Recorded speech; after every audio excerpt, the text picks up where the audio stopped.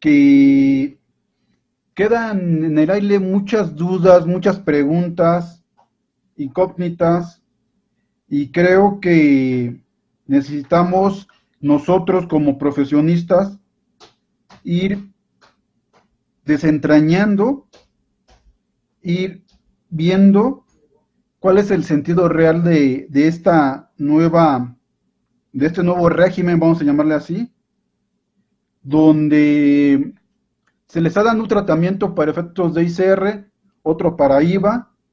Creo que lo que nos viene a causar más revuelo, más que ICR, es la cuestión del IVA, porque bien o mal no estábamos acostumbrados a este tipo de cosas. Permítanme tantito, aquí ya se me trabó algo, estoy checando. Y como les decía, entonces yo creo que sí es importante que vayamos desentrañando, entendiendo, interpretando todo lo que significa esto. Y creo que es importante que lo tengamos presente y muy, muy, muy, muy claro. Yo por ahí he leído muchas cosas en las redes sociales, cosas interesantes, cosas que la verdad me llenan de inquietud, en el buen sentido de la palabra, me provocan análisis, interpretaciones, cuestionamientos conmigo mismo, y creo que es importante que hoy, a unos días de que esto empiece ya a tener vigencia como tal y que implique que nosotros, que nosotros tengamos que interpretar todo eso y aplicarlo. Bueno, ya que hice todo mi preámbulo y demás, pues comencemos con esto. Aquí yo puse, en esa lámina pueden ver que es una plataforma digital en términos generales. Ahí está la fuente, ahí dice que son espacios en Internet. Podemos aplicarlo a una app, a cualquier plataforma que tengamos en el celular con las apps, en la computadora, en la lab, en la tableta. Entonces dice que es cualquier espacio en Internet que permite la ejecución de diversas aplicaciones o programas en un mismo lugar. ¿Para qué? Para satisfacer necesidades. ¿Qué necesidades? Las del usuario. Transporte, alimentación, comercio, salud, enseñanza y todas las que nos podamos imaginar. Y ahí puse la fuente para respetar los derechos de autor y creo que es importante que tengamos esa claridad. Cualquier cosa que nos permita hacer esto es lo que nos va a dar la pauta para poder determinar qué es una plataforma. Cualquier espacio virtual que tenemos en el Internet que nos permite a nosotros, que nos permite, así, que nos permite satisfacer una necesidad. Como se los dije, si pensamos en transporte, está Uber y otras aplicaciones, alimentos, el mismo Uber Eats, Didi, creo que ahí hay una y hay otras tantas. Pensemos tal vez qué les gusta, entretenimiento, Netflix, Amazon Prime, todas las que nos imaginemos. Educación, está muchas plataformas ya de idiomas, como cuáles, como los de inglés, ¿no? Ahorita no recuerdo cuáles son, pero pues, hay bastantes aplicaciones que nos llevará a esto. Bueno, y voy aquí. Y como les decía, vámonos a la siguiente lámina.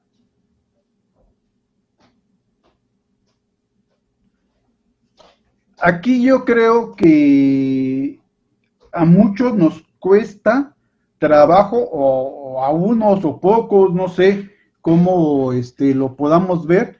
Va a haber gente que le cueste menos trabajo entender lo que es una plataforma digital cómo es el manejo. Y yo puse ahí, y no se alcanza a ver el título, creo, pero ahí lo que plasmé era los residentes en el extranjero sin establecimiento permanente, básicamente, sin ese establecimiento permanente, qué artículos del Código Fiscal, que es el artículo 9, donde se establece la residencia para efectos de personas físicas, personas morales, el artículo 1, 2, 3 y 4 de la ley ICR, todos los que son los tratados internacionales para evitar la doble tributación que México tiene suscrito con los diferentes países, los que vienen a la mitad de Estados Unidos, España, Argentina, Chile, Alemania, Reino Unido, creo que Rusia, etcétera, el modelo convenio y sus comentarios. Los que hemos estado involucrados en esto de lo que es los residentes del extranjero y cuando hay un establecimiento permanente o cuando no lo hay y la fuente de riqueza, y lo hemos manejado y lo hemos llevado a la práctica, es decir, que no solamente lo tenemos en teoría, sino hemos tenido casos de clientes, de contribuyentes, donde hemos experimentado antes de este nuevo régimen para ICR y para IVA, nos enfrentamos a grandes problemas. Dejando de lado los tratados internacionales para evitar la doble tributación, vienen los cuestionamientos de dónde tenía que tributar, dónde tenía que pagar el residente en el extranjero cuando dos estados soberanos quieren grabar el mismo ingreso, porque los tratados para evitar la doble tributación son exclusivamente para ICR. Entonces nos encontramos en este dilema, porque el Estado, pero supongamos que un residente de Estados Unidos sin establecimiento permanente, solamente con fuente de riqueza, viene y hace un trabajo, lo cobra, el Estado de Estados Unidos va a querer cobrar un impuesto sobre la renta, sobre ese ingreso que tuvo en México. México va a querer cobrar ese impuesto sobre la renta de ese residente en el extranjero que realizó un trabajo y que cobró dinero, que tuvo un ingreso en México, lo va a querer cobrar. Si los dos estados cobran el impuesto, se viene lo que es la doble tributación. Lo cobra Estados Unidos, lo cobra México.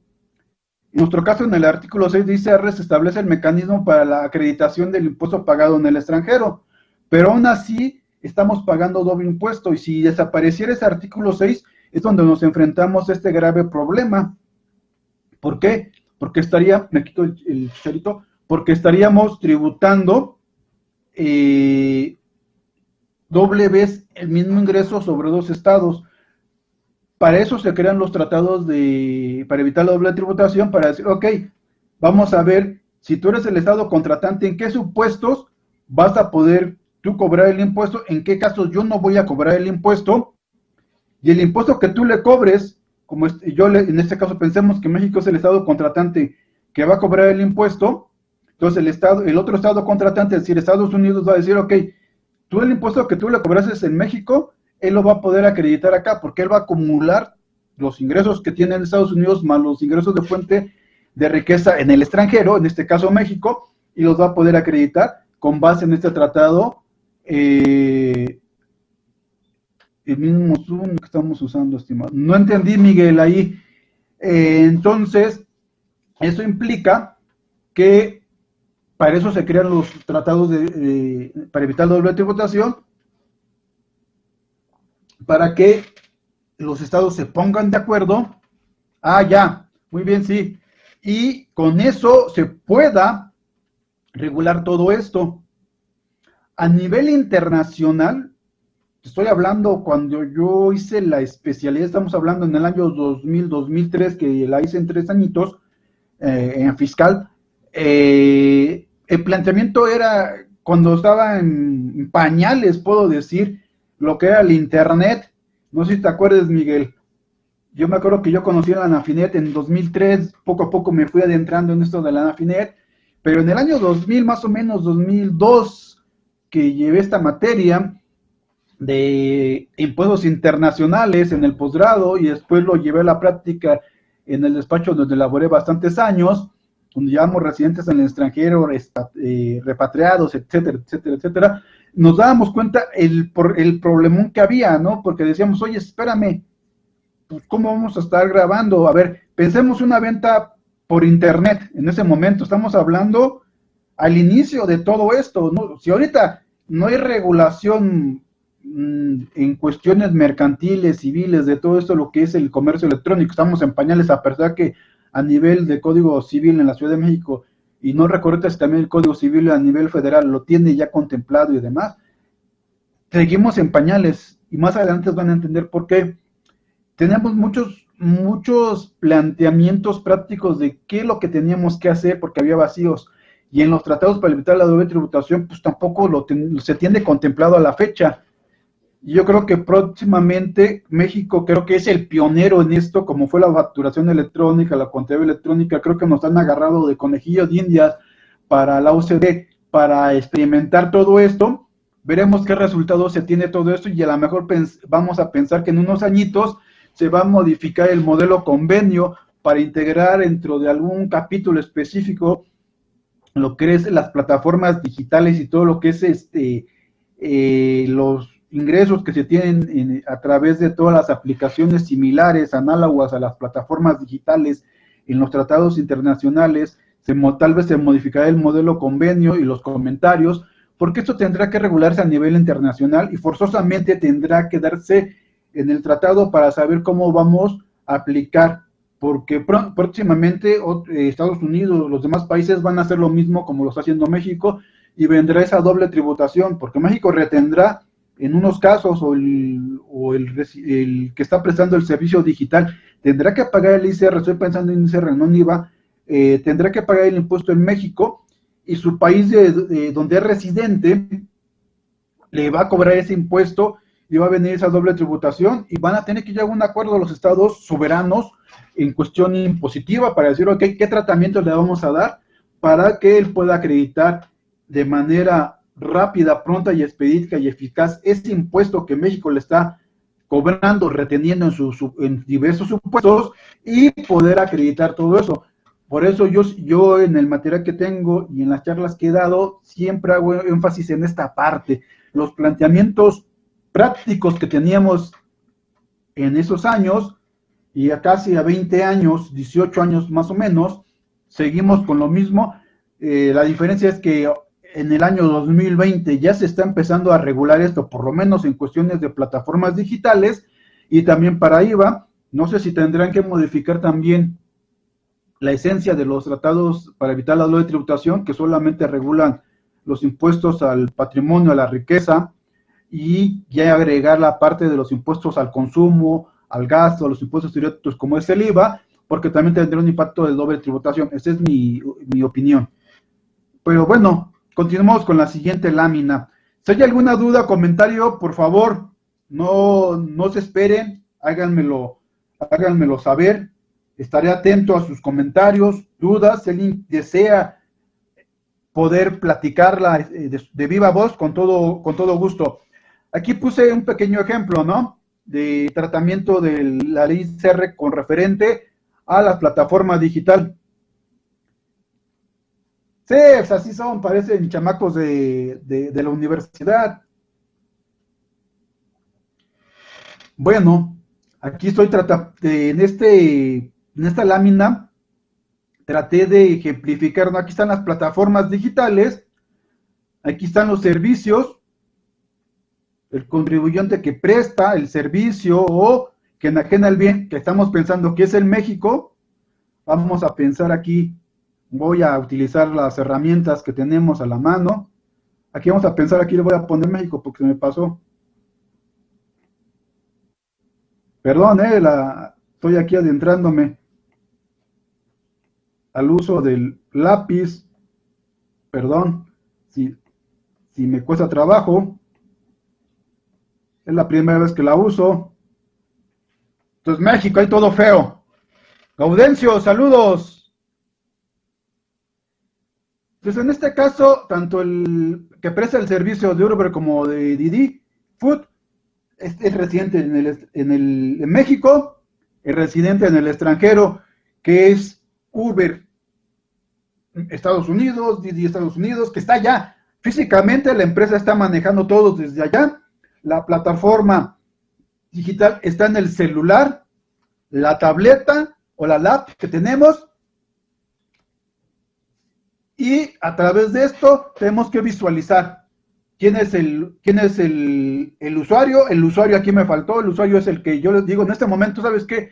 Necesito transportarme con esta contingencia, en la Ciudad de México nos están restringiendo el uso del automóvil, que creo que es una mala medida. Yo sé que contaminamos, pues es una mala medida, porque los que no tengamos para pagar un transporte privado, en este caso Uber o su similar, pues tendremos que transportarnos ya sea en el metro, en el metrobús, y eso implica aglomeración, y la aglomeración significa mayor riesgo de contagio del COVID-19. Areli Pachuca, los demás me dice que aquí Areli, que hay un poquito de ruido, de que se escucha entrecortado. A ver, Areli, a lo mejor es tu señal de internet o tu computadora, celular o tableta donde estés escuchando. Sí, aparte que tengo que hacerle honor al buen Bueno, pero sigamos. En este caso, tenemos que tener claro en qué momento Uber, Estados Unidos, o lo que estemos pensando, físicamente es allá, y es cuando les decía de la materia de impuestos internacionales, cuando decimos, aquí está el escritorio, aquí está, supongamos que aquí está físicamente la empresa, aquí está la plataforma y aquí está.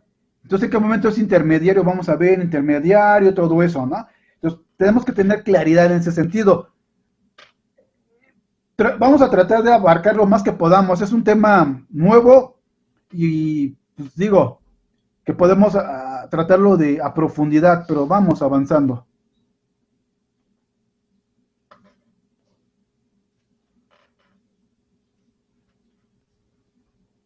Pues yo creo que mucho de esto, Miguel, vamos a llamarle vacíos legales que teníamos en nuestra legislación nacional en ICR y de IVA, fueron aprovechados por años para que muchas de estas plataformas digitales de residentes en el extranjero pagaran un granito de impuesto o no pagaran nada. Y me refiero a México y a otros países de América Latina sobre todo. Vamos a ver qué resulta de todo este experimento que está adentrándose México para desarrollar. Vamos a ver qué sucede. Sí, te digo, esto tarde que temprano, no sé en qué tiempo se va a tardar la OCDE de modificar el modelo convenio y juntarse para que se pongan de acuerdo en un capítulo que tienen que agregar forzosamente a los tratados para evitar la doble tributación. Yo insisto, tarde que temprano lo van a hacer. Y tal vez van a incluir ya algo que nunca se había visto en los tratados para evitar la doble tributación, es IVA, porque va a tener un impacto, querámoslo o no, en ese sentido. Y sigamos. Y ahí en la lámina que están viendo, dice, obligados al pago del impuesto, estamos partiendo de ICR, posteriormente nos iremos al IVA, y ahí dice en el artículo 113, si no me equivoco, si no corríjanme, me dan mis cocos, dice, los contribuyentes, personas físicas con actividades empresariales que enajenen bienes, servicios, a través del Internet, mediante plataformas tecnológicas, las famosas plataformas digitales, aplicaciones informáticas y similares, lo están dejando muy abierta para que la interpretación sea en ese sentido.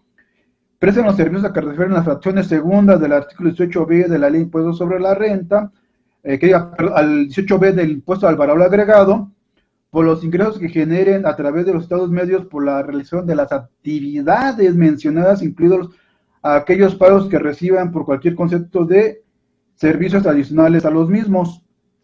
¿Qué es?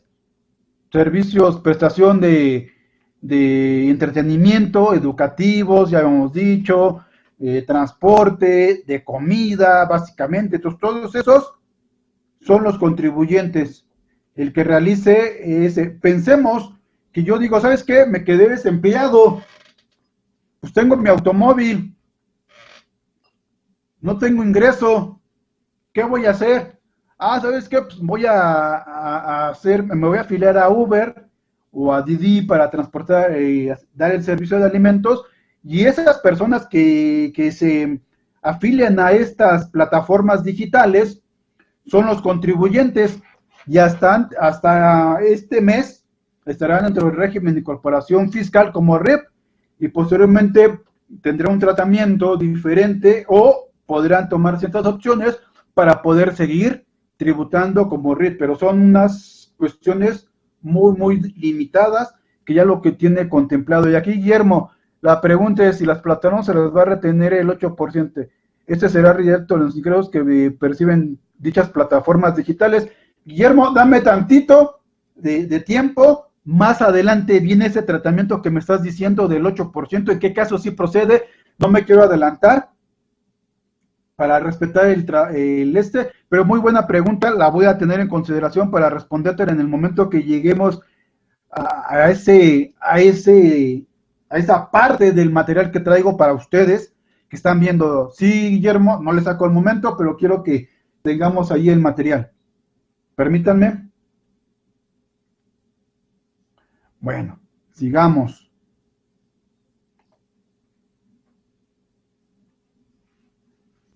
¿Y quiénes están obligados a retener para efectos de ICR?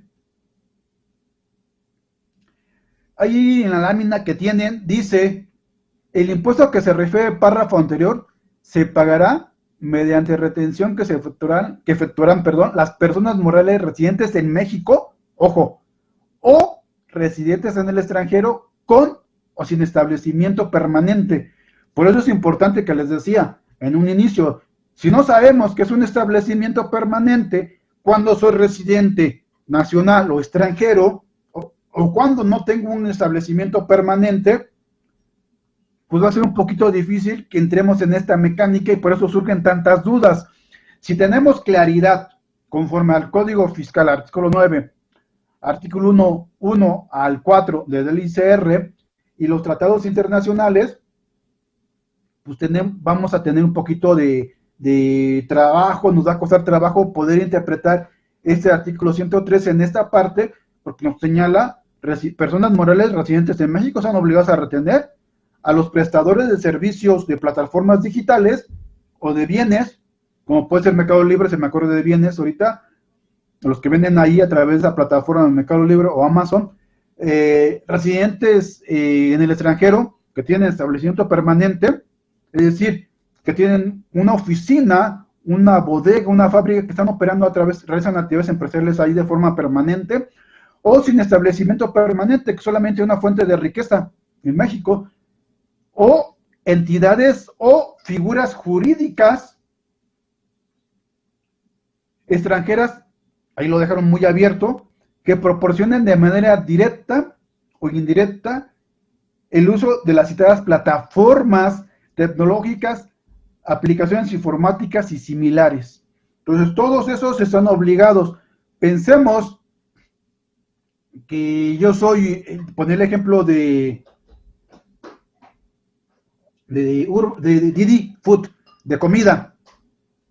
Él es el prestador, que es el usuario, está en México, Didi está en Estados Unidos, pensemos, aquí está Didi, que está allá en sus oficinas, toda la infraestructura física, económica, y aquí estamos los residentes nacionales, pedimos un servicio, y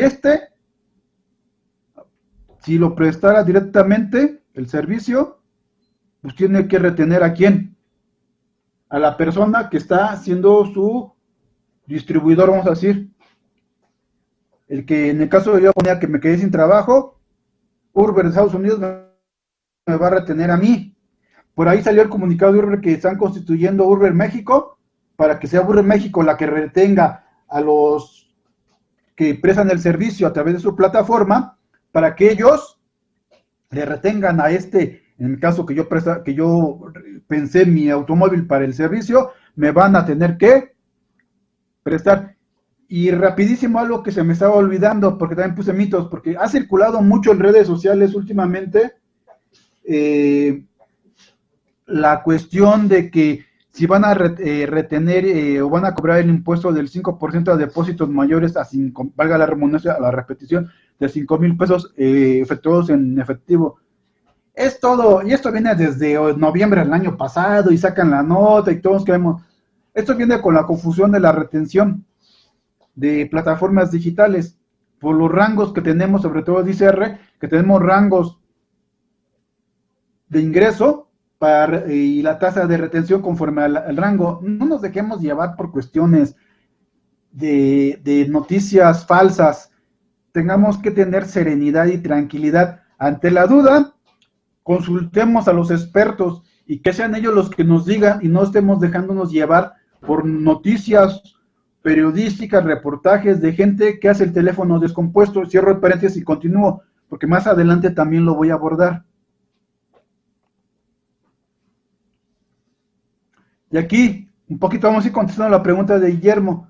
Obligados a retener, para efectos dice R.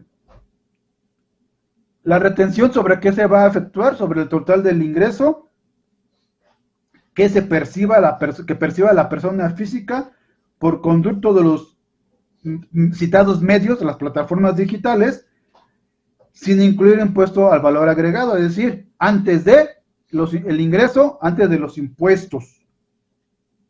Al monto total de los ingresos se le aplicará las tasas de retención previstas en este artículo 113A, que son las siguientes que vamos a ver.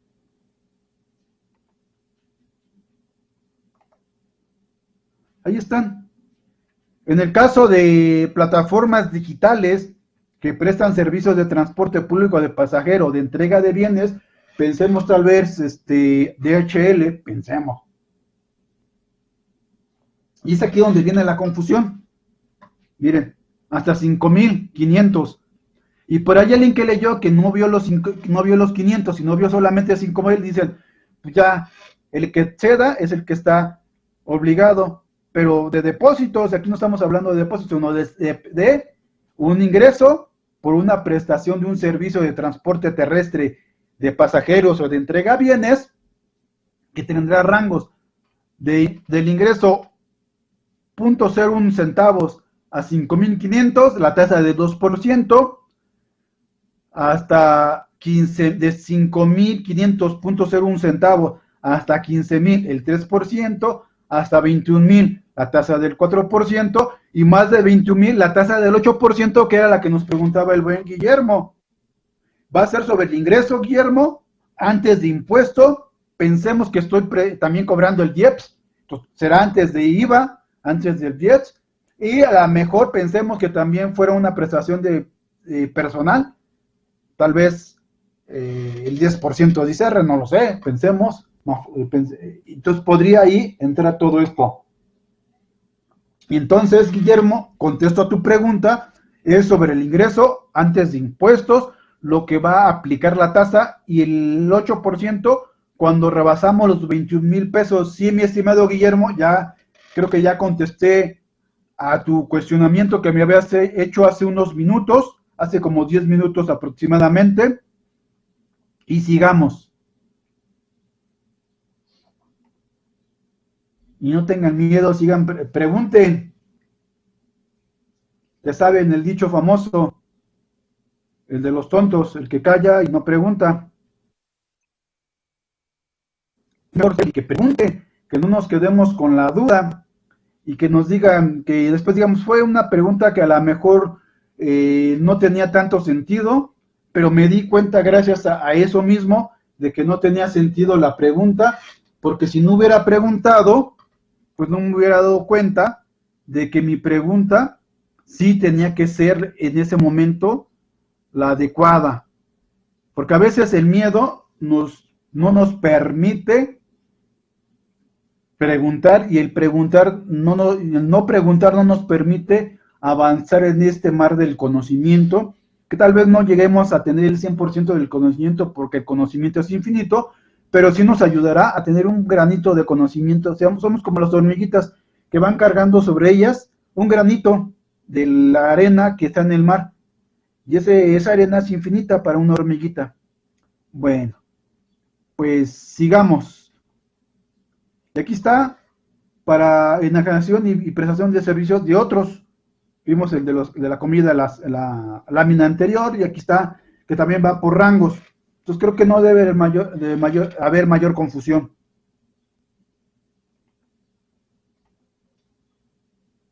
Y luego el artículo 113b. Espérame tantito. El artículo 113b nos da la opción de decir, ok, si a ti te están, dice, voy por las preguntas, ¿eh? Me detengo yo a comenzar con la lámina del artículo 113b del ICR, pero voy por la... por favor, ahí otra vez Héctor me dice que se escucha distorsionado. Díganme si se escucha distorsionado, por favor. ¿Sí?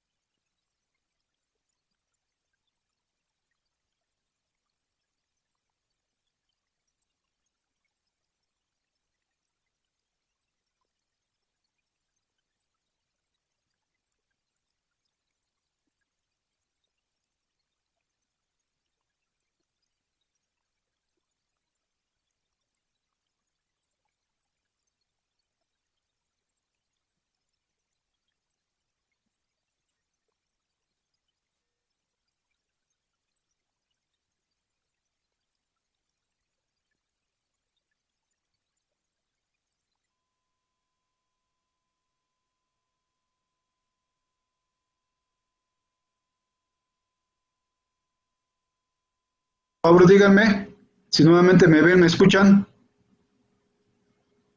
¿Me ven, me escuchan?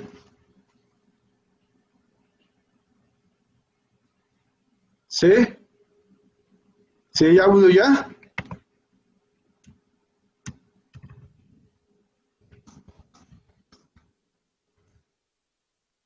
¿Ya me escuchan?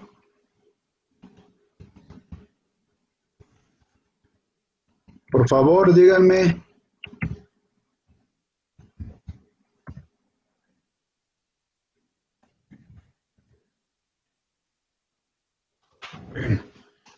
Creo que ya me escuchan.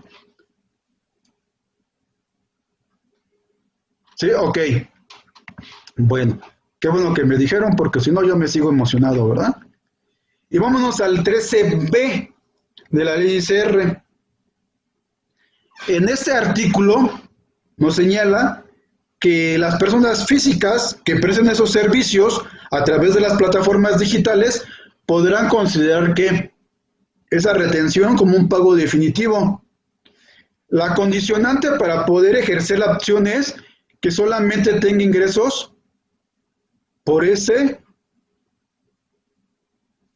servicio de Uber, Didi, de lo que nos imaginemos, nada más.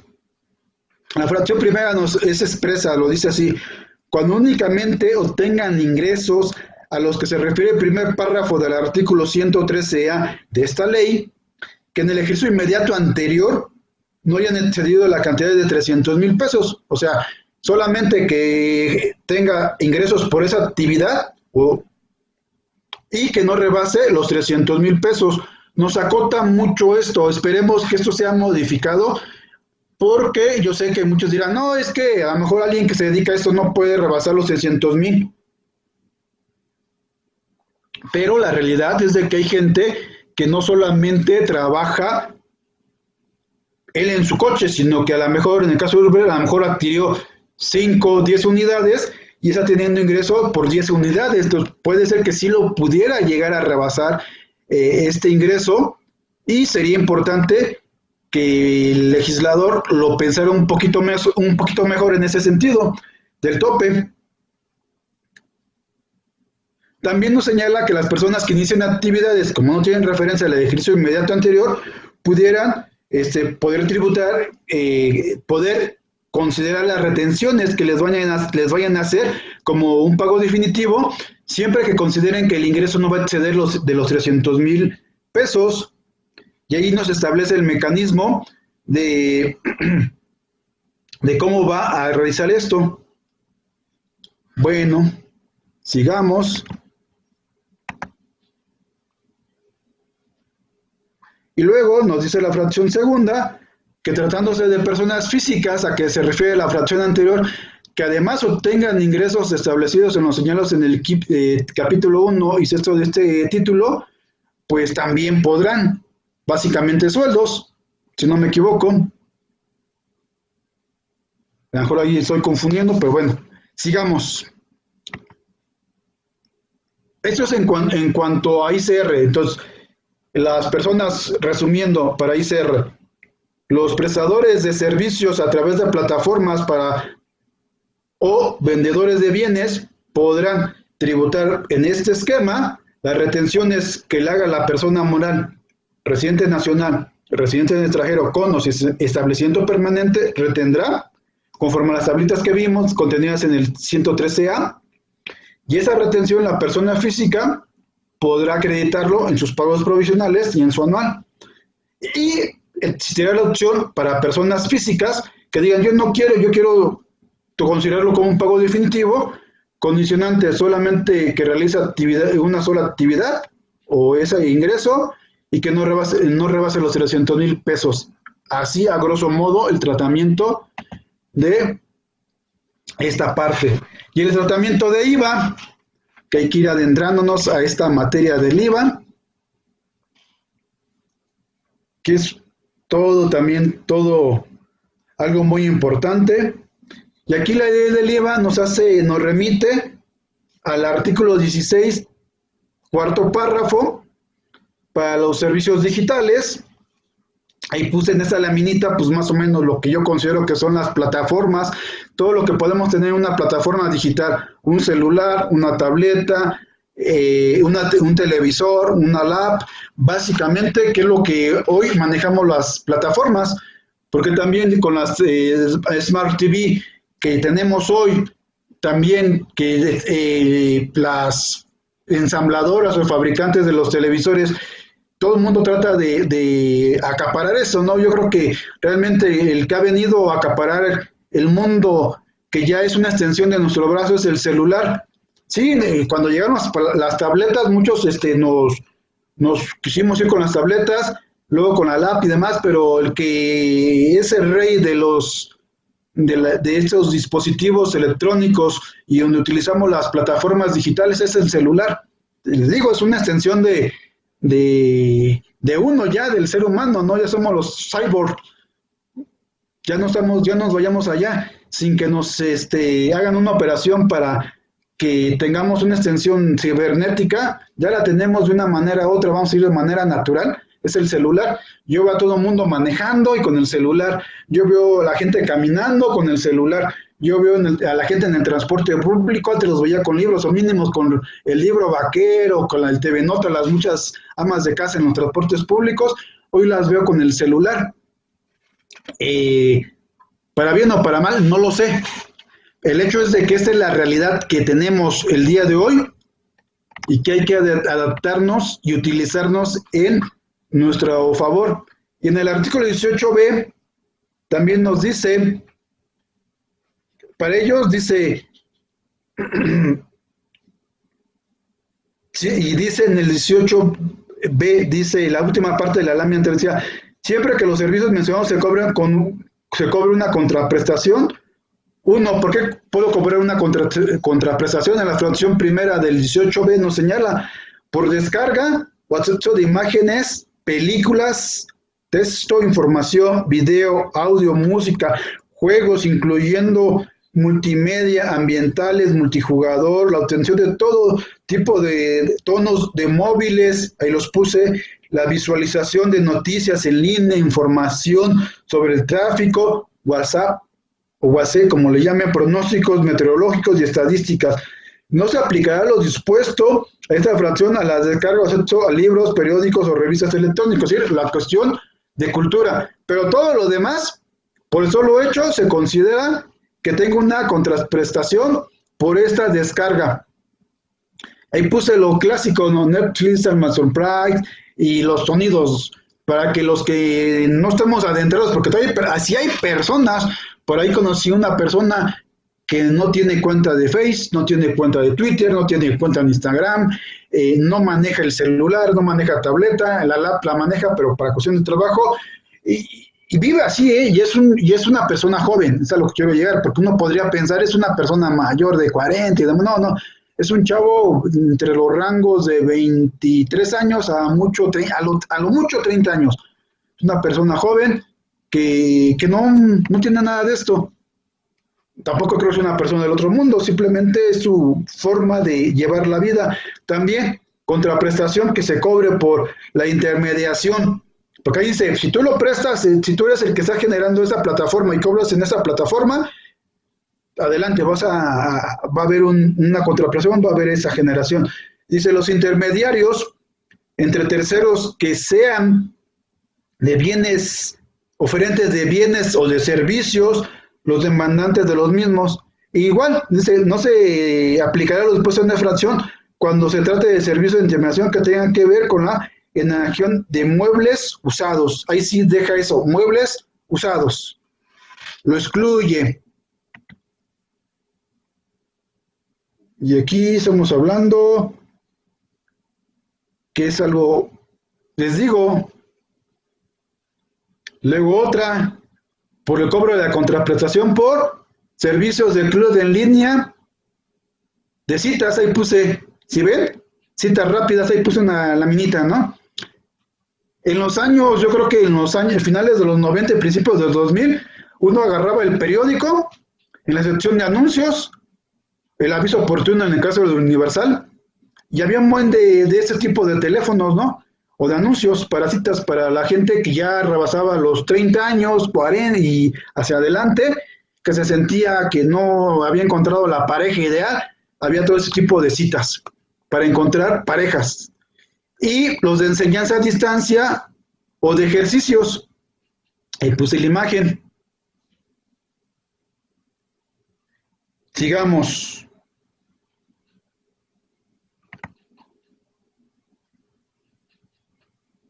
El 18C nos señala quién es el receptor del servicio. Pensemos en el ejemplo que les ponía. El receptor del servicio, ¿quién es? Yo necesito, en este momento, no circula mi coche, necesito transportarme a una junta, guardando los protocolos de seguridad para el COVID-19. yo solicito a través de mi celular el servicio de Uber, yo soy el receptor. Y nos señala que se considera receptor de servicio el que se encuentre en territorio nacional cuando se den los siguientes supuestos. Por opción primera, cuando el receptor haya manifestado al prestador del servicio un domicilio ubicado en territorio nacional. Por lógica, el receptor, pues si voy a estar aquí, tengo que estar en México, en una entidad federativa, en un municipio o una alcaldía, si es en el caso de la Ciudad de México, una colonia de cualquier alcaldía, y eso me llevará a que tenga un domicilio ubicado en territorio nacional. 2, que el receptor realice el pago al prestador del servicio mediante un intermediario ubicado en territorio nacional. Estamos hablando ya de un intermediario de esa plataforma digital, que sea un pago en territorio nacional. 3, que la dirección IP, cuestiones de informática, telecomunicaciones, que la dirección IP que utilice los dispositivos electrónicos del receptor, es decir, yo voy a pedir servicios de Uber, de Didi, comida, Mercado Libre y demás, si mi computadora, mi lap, mi celular, mi tableta, o lo que se llegue a inventar, a lo mejor al rato va a ser un chip que vamos a traer aquí como el chicharito que traía, que va a ser a lo mejor el dispositivo que vamos a hacer el uso para todas las plataformas, a lo mejor a través de ese dispositivo, esa dirección IP, si esa dirección IP corresponde a un rango de direcciones de IP que son asignadas a México, también se considera que el receptor está en territorio nacional. Que el receptor haya manifestado al prestador del servicio un número telefónico en territorio nacional cuyo código corresponda a México, el 01800, pensemos, corresponde ese código a nivel internacional, no corresponde a otro país, pensemos, corresponde ese código telefónico, corresponde a nivel internacional a México. Si yo hago el uso de ese servicio, pensemos que yo le estoy llamando, así se me ocurre de locos, a Reino Unido o Alemania, necesito que me traigas en este momento, soy Carlos Slim o Ricardo Salinas Pliego, que me traigas el celular tal. Pum, estoy llamando. Sí, acá, dame tu número de tarjeta, te hago el cargo. Sí, te lo voy a enviar en un día. Como la dirección está de ese teléfono está en México, ¿el receptor dónde está? Pues en México. Entonces ese servicio tenemos que considerarlo para el receptor del servicio. ¿Para qué nos va a servir esto? Saber quién es el receptor en territorio nacional. Para saber quién es intermediario de la plataforma digital, o en qué momento quién nos va a retener el impuesto al que presta el servicio en México. Vamos bien hasta el momento. ¿Sí? ¿O no? Díganme, porque yo me emociono y me sigo, Bueno. Y luego en el 18D nos señala, dice, los residentes en el extranjero sin establecimiento permanente que proporcionen los servicios digitales a receptores ubicados en México, en territorio nacional, para efectos de esta ley, únicamente deben cumplir con las siguientes obligaciones. Aquí no estamos hablando del intermediario, aquí no estamos hablando sino de quien realmente, pensemos tal vez, se me ocurre en este momento, Amazon Prime, Netflix o otra aplicación para ver contenido de películas, de series, que es de residente allá en el extranjero, con el receptor que es mexicano. Yo quiero ver una película, entro a mi televisor, a mi Smart TV, a mi celular, a mi lap o a mi tableta, creo mi usuario, mi contraseña, me doy de alta, pongo mi tarjeta, pago el servicio y estoy ahí. Entonces, en ese caso, el extranjero sin establecimiento permanente tiene la siguiente obligación. ¿Cuál? Inscribirse al RFC. Deberá ser dentro de los 30 días siguientes en que proporciona los servicios al receptor en territorio nacional. Pues ya se tienen que ir apurando estos señores porque ya tienen la obligación. Esto lo dará a través de los lineamientos, a través de la página del SAT, del diario oficial en su caso, para que puedan hacer esa inscripción. Ya hay reglas, ya hay anexos para todo esto. es la verdad. Van a ver qué tal les va a estos residentes en el extranjero sin establecimiento permanente.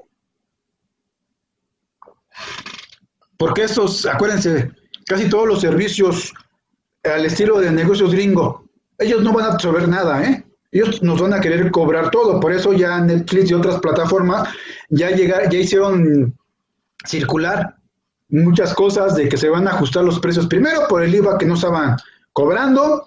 Segundo, pues todo eso implica un costo. Tener una oficina pues, implica rentas, tener un representante legal implica rentas, etcétera.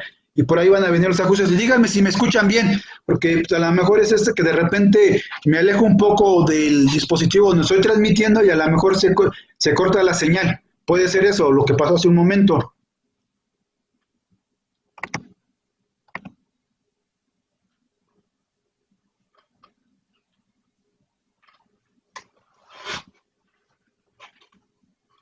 Y dice, la fracción segunda, ofertar y cobrar conjuntamente con el precio de sus servicios digitales el impuesto al valor agregado correspondiente en forma expresa y por separado. Hay una reglita donde de las reglas del capítulo de la resolución miscelánea 12.1, donde nos señala que no son obligados los residentes en el extranjero de poner en forma expresa y por separado el impuesto que cobren en sus comprobantes o donde están ofertando, es decir, en su pensemos Netflix o Amazon Prime, él no va a tener por qué poner el precio en forma por expresa y separado. Y si no me equivoco, es la regla en su primera modificación a la su resolución miscelánea, la regla, apúntenle, para que lo pongan ahí, 12.211, y yo lo voy a poner en el material, porque en ese momento no lo contemplé y voy a poner aquí a dibujar, y perdón nuevamente aquí, aquí está la regla, aquí le voy a poner M, ya le estoy más o menos agarrando el estilo, dije 12, espérenme, dije la 12, 211 y voy la 2.211. Esta regla nos permite, permítanme, me voy a echar tantito, voy por el cable, se me cayó el cable de la computadora, para que siga cargando, ya me mandó. Esta regla, puedo, la voy a leer para la reglita, dice la regla 12.211, para efecto de los dispuestos en el artículo 18J, fracción 1 de la ley IVA, los sujetos que se refiere por disposición podrán optar por publicar en su página de internet aplicando aplicación, plataforma, cualquier otro medio similar, el precio que se oferten los bienes o servicios por los que enajenen prestadores de servicios o otorgantes del uso o goce temporal de bienes en los que operan como intermediarios y manifestar el IVA en forma por expresa y separado, siempre que se incluyan el IVA y lo publiquen con la leyenda IVA incluido. Y era lógico, si yo como contribuyente del IVA tenía la obligación de incluir en el precio el IVA, pues también los que prestan servicios o venden bienes tienen este beneficio, porque ya van incluidos. Y aquí una vez nos agarramos, vamos a decir, debatimos si era prestación de importación o no. Entonces todo este tipo de servicios para IVA, pero bueno.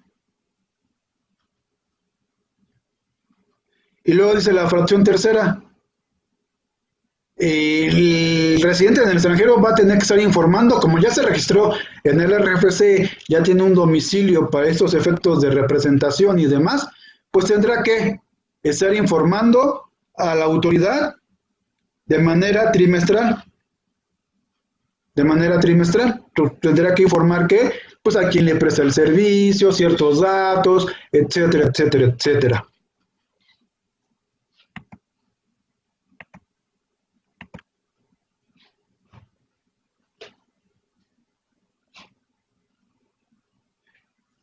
Y luego nos dice la fracción quinta, que es una importante.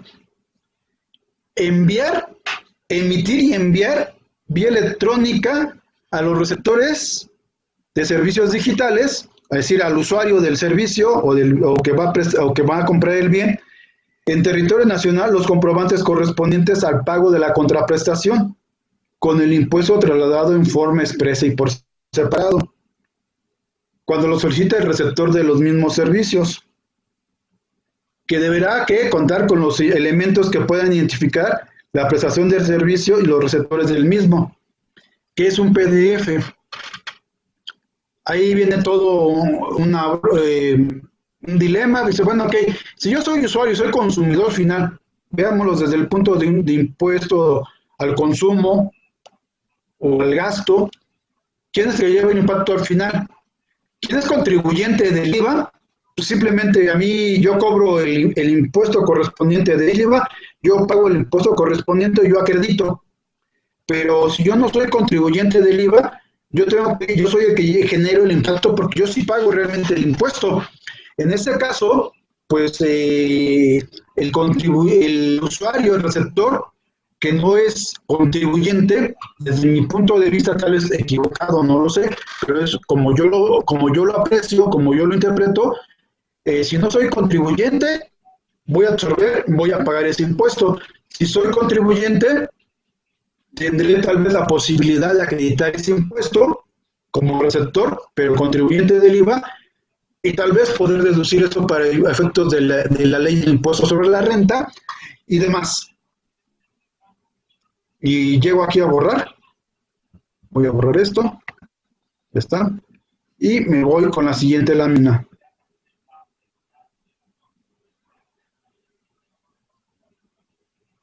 Voy.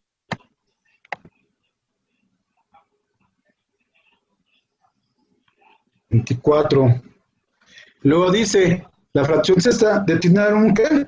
Representante legal y un domicilio, ya me había adelantado, un domicilio en territorio nacional, para efectos de que se le pueda notificar y vigilar el cumplimiento de obligaciones. Por eso decía, todo eso implica, nos guste o no, gastos de representación. Porque antes ese residente en el extranjero, como no tiene establecimiento permanente en México, digo, pues a mí que me interesa, no me cobran el IVA, pues allá está, Netflix mandó el comunicado, a partir de junio te voy a cobrar el IVA el 16% y se incrementa justo mis precios. Ahora van a tener que tener una oficina, inscribirse al RFC, tener un representante y a través de ese domicilio se le va a hacer todo tipo de notificaciones referente al cumplimiento de sus obligaciones por efectos tanto de ICR como de IVA. Tramitar su firma electrónica conforme al 19A de código de la Federación. Pensemos. Perdón. Ya me imagino, tiene que ser alguien de su confianza porque pues va a poder, que tenga la firma electrónica, va a poder hacer todo, hablando del punto de vista fiscal, emitir facturas, declaraciones informativas, bla, bla, bla, todo ese mundo. Y pues en México no se da lo que es la venta de facturas, ¿verdad? Digo, esperemos que los residentes en el extranjero, sin establecimiento permanente, tengan también ya mentalizados quién va a ser su representante en México, de una alta ética, de más sentido de responsabilidad para el cumplimiento de las obligaciones fiscales de esos. Porque pues, imagínense el típico mexicano que en todo ve negocio va a decir, pues tengo la firma electrónica, pues me pongo a hacer comprobantes fiscales para la venta, ¿verdad? Por ahí me he contado uno que otro que ha abusado de esa confianza que la gente o el órgano de gobierno en una sociedad mercantil les confiere y hacen un mal uso de esta confianza que se les deposita. Y luego ya nos señalan que voy a la siguiente lámina. Ahí nos señala otras cosas, en qué casos no voy a cumplir con todas las reglas, pero sigamos, no hay ninguna duda, hablen ahorita o callen para siempre.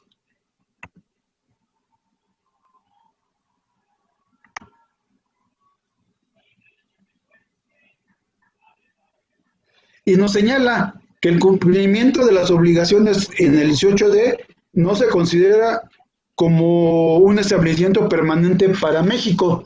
Siempre y cuando, ojo, por eso es importante que tengamos noción de establecimiento permanente, ya no lo que nos señala la ICR, sino lo que señala en el caso de México, de Estados Unidos, porque así todas las plataformas digitales son de Estados Unidos, lo que señala el tratado con Estados Unidos, en específico con lo que considera un establecimiento permanente. Me van a decir, oye, Sergio, estás fumando no sé qué. El tratado para evitar doble tributación, jerárquicamente, ¿a qué nivel está? Chequen 133 de la Constitución. Todo de la Constitución y los tratados internacionales que tenga México celebran que sean ratificados por el Senado son la ley suprema y de ahí ya vienen las leyes federales y demás. Por lo tanto, si un tratado para evitar doble tributación está ratificado por el Senado, pues está por encima de lo que diga el código, lo que diga la LICR, la ley del IVA, lo que diga la resolución miscelánea, porque es la ley suprema. Después de la Constitución, para efectos fiscales, el tratado para evitar la doble tributación es lo que está. Y podemos entrar a debatir en qué maneras voy a aplicar lo que ven en ley ICR de IVA para efectos para saber que es un establecimiento permanente, un residente en el extranjero, una fuente de riqueza, etcétera, etcétera, etcétera. Pero es algo muy padre eso de los tratados internacionales, en el sentido de los impuestos, obviamente. Y luego ahí esa laminita puse acreditamiento del impuesto por receptor, lo que decía hace un momento.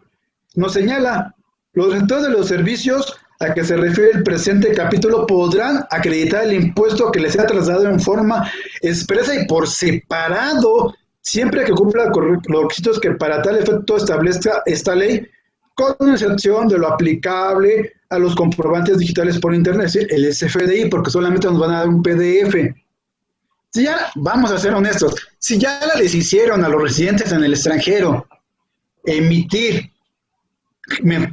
sacar una firma electrónica, pues ya que también los hubieran dado también una vez el CFDI, al final de cuentas ya van a sacar para que no hubiera duda de acreditamiento para IVA, acreditamiento de la retención para ICR y la deducción para ICR, porque digo, aquí va a venir la interpretación y cada quien va a tener que tomar decisiones. Si voy a deducir para efectos de ICR lo que estoy pagando de ese servicio,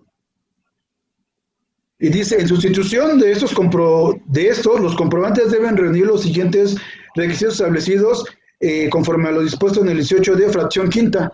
Ahí venían, creo que no lo puse, pero ahí viene, ahí se los puse, 18D, fracción quinta. Entonces tenemos que ver todos esos requisitos.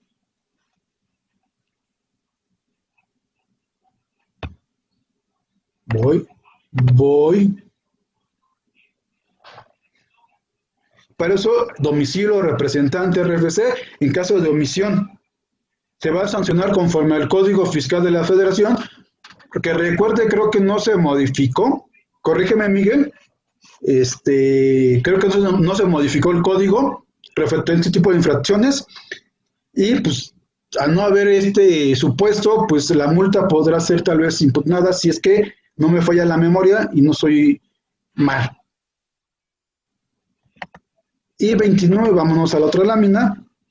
Servicios conjuntos, es decir, si yo me dedico a Urre y a otros y tengo negocios, tengo una papelería, me dedico a arrendar y todo eso, pues solamente voy a aplicar tanto para ICR como para IVA el tratamiento de plataforma digital solamente por mis ingresos, mis actividades para IVA de esa parte, no de todo el conjunto, sino voy a tener que llevar. Por eso ahí alguien me preguntaba si mis papeles de trabajo, sí, tengo que llevar mi control, mis ingresos por plataformas digitales, por honorarios, por dividendos, por reembolso de capital, por enajenación de bienes. Tengo que llevar una identificación plena de cada ingreso, de cada actividad para ICR y para IVA.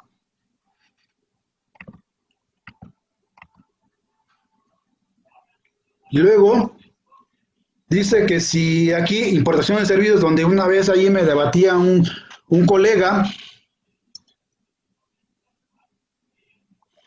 que de entrada él consideraba que todos los servicios de plataforma digital eran una importación. Decía, no, espérame, es que tenemos que checar conforme al 18i, en qué momento puede ser una importación de servicios y en qué momento no puede ser una importación de servicios.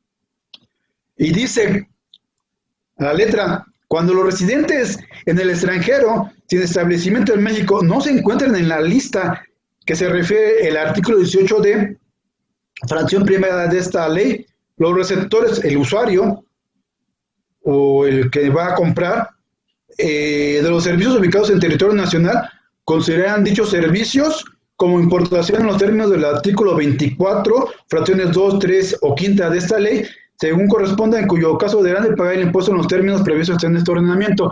Un acreditamiento virtual, en pocas palabras, ¿sale?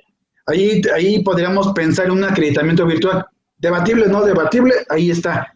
Pero de entrada, el impuesto lo va a absorber el consumidor final, porque no es contribuyente, ¿no? Ahí nos dice que se me ocurrió a mí el acreditamiento virtual, pero ¿contra qué lo va a acreditar si no es contribuyente?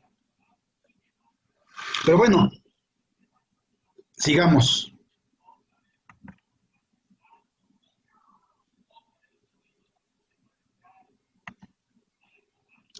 Aquí estamos ya entrando a lo que es un intermediario.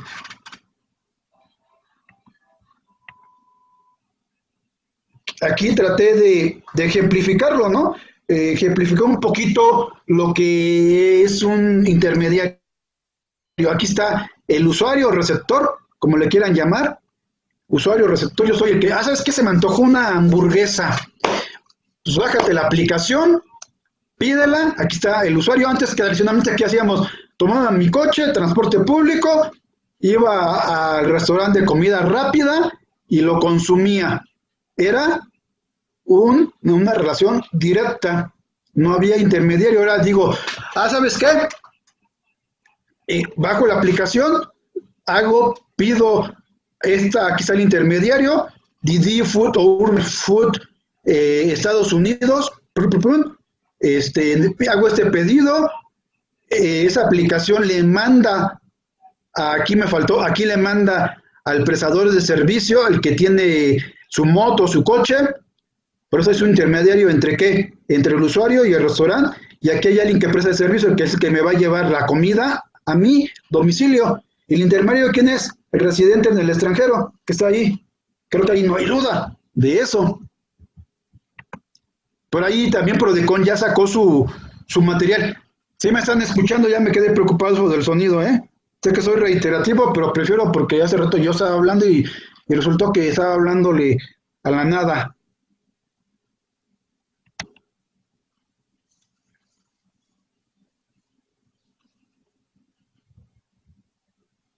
Dice, ¿cuáles son las obligaciones de ese intermediario?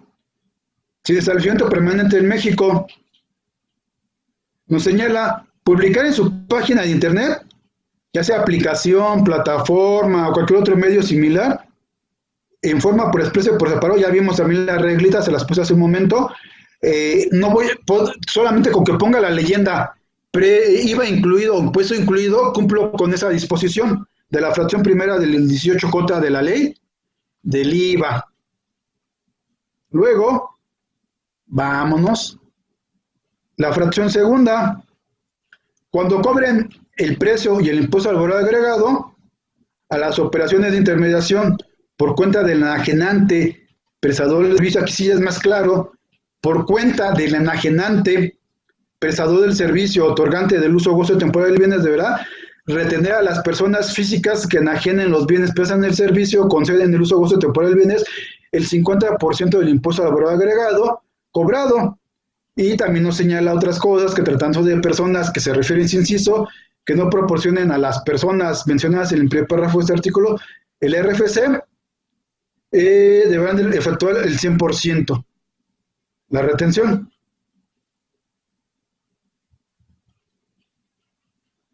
Y el que realiza la retención sustituye al enajenante ¿en qué? Pues en el pago de impuestos. O sea, es decir, te retengo y entrego el impuesto a Hacienda, ya te lo pagué. ¿Sale? Y al que le están reteniendo, nuevamente volvemos a la premisa. Si tú me retienes, soy el prestador de servicio, me retienes, pues yo lo puedo irme por acreditar ese impuesto o verlo como un pago anticipado. Y luego dice aquí en la fracción B, inciso B que diga, enterar la retención. Inciso C, es pedir a cada persona física que le efectúe la retención de un comprobante digital por esas retenciones, informándole del pago dentro de los 5 días siguientes a que efectúe la retención. Es importante ir teniendo en cuenta los tiempos de inscribirse al RFC ante el SAT. Y vámonos a la siguiente.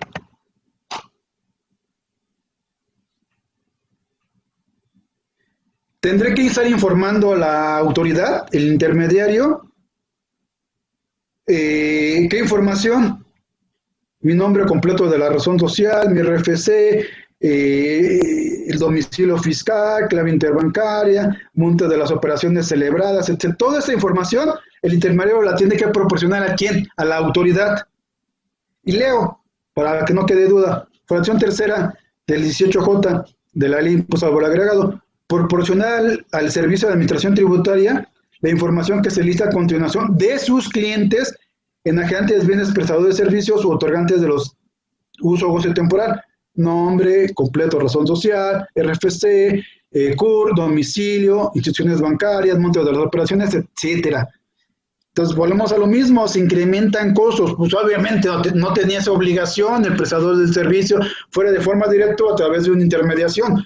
Hoy la va a tener que hacer. Costos operativos, y ese domicilio fiscal a lo mejor no tenía un contador, va a tener que tener un contador o contratar un despacho externo para que lleve toda esta recabación de información y clasificación para entrega del SAT. Y vamos a la siguiente. A ver, aquí el 36. Y otra obligación, me salto porque quiero ya ir viéndolo. Vámonos a otra, que es lo que me interesa. El 18K nos señala el IVA en forma expresa por separado. Las personas físicas y morales que realicen actividades sujetas al pago del impuesto al valor agregado por conducto de las personas que refiere el artículo 18J, o sea, intermediarios de esta ley, deberán estar dispuestos a lo que conforme esta ley. Adicionalmente, deberán ofertar el precio de sus bienes y servicios mencionando en forma expresa y por separado el monto del impuesto al valor agregado corresponda. Nuevamente aplicamos la reglita que les di hace unos minutos anteriores para que podamos omitir esta en mi oferta, no hacerlo de forma expresa y por separada. Y simplemente la leyenda, el precio incluye el impuesto al valor agregado, punto, muy sencillo. Y dice aquí, si yo presto la actividad exclusivamente, dice, para efecto de lo dispuesto en el artículo 18K de la ley, los contribuyentes, personas físicas que hubieran obtenido ingresos hasta 300,000, lo empata con ICR, en el ejercicio anterior por las actividades realizadas realizadas con la intermediación de las personas a las que se refiere al artículo 18J, es decir, residentes en el extranjero, que hacen esa intermediación en territorio nacional, podrán ejercer la opción a que se refiere el 18M de la ley del IVA, siempre que no reciban ingresos por otros conceptos, es decir, tal vez, ¿qué se me ocurre? Exportación, importación, arrendamiento, servicios personales independientes, etcétera, para que yo pueda tener ese tratamiento conforme al 18L de este ordenamiento. Y vamos a seguir viendo.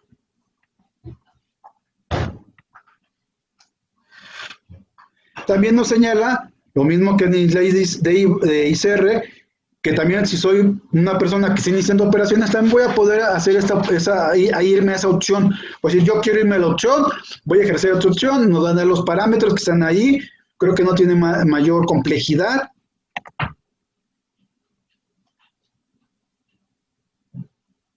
Creo que me salté una lámina.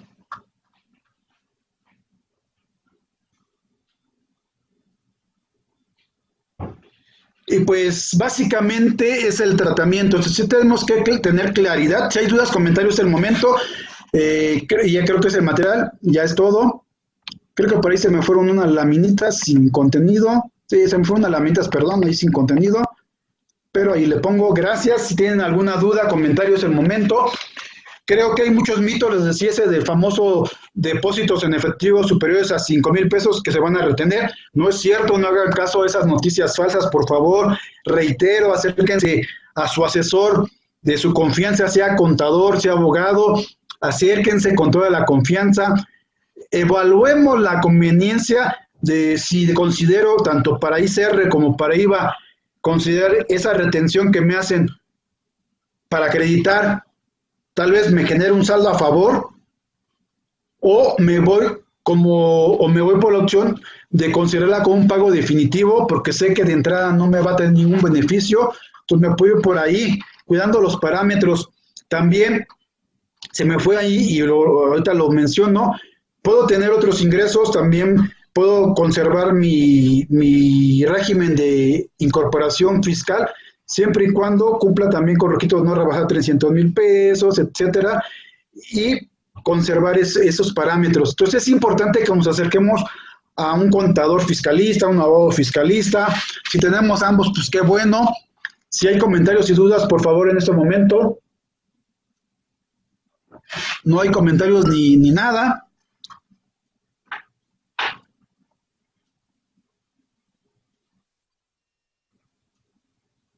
Me voy a quedar callado, ¿eh? Ay, ustedes hacen que me acuerde como cuando daba clases con los chavos de la universidad. Dudas, comentarios, no. Pero en el del examen todas las dudas del mundo tenían y me iban a preguntar. Ya no, no se puede. Estamos en examen. O saliendo de clase, digo, aquí en el salón de clase, todas sus dudas sin ningún problema. Fuera de clase, ya a partir de ahí ya causan honorarios, porque es una consulta. Entonces creo que no hay dudas, no hay comentarios. ¿Qué más he visto por ahí?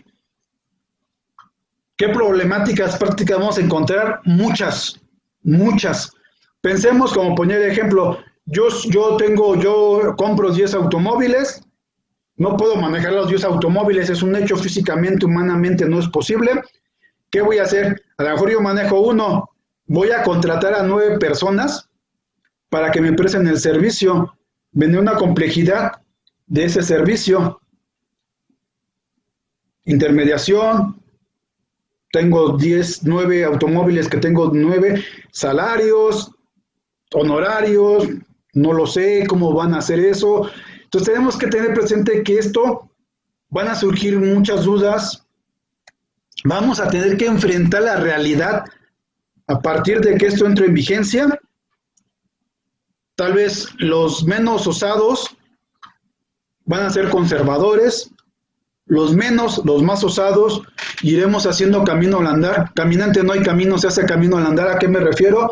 Pues haremos interpretaciones tal vez audaces, intrépidas, iremos más allá, tal vez tengamos resoluciones a favor, otras en contra, tal vez generemos tesis aisladas, tal vez generemos jurisprudencia, no lo sé, a favor, en contra, no lo sé, pero nunca faltará un abogado, en mi caso, contador y abogado. Iremos como abogado en lo que creamos que va más allá de la propia ley, a través de resolución miscelánea, a través de criterios, tal vez que posteriormente saque criterios internos, criterios no vinculativos, ¿qué se llaman? ¿Cómo le llaman esto? Se me fue el término, prácticas indebidas.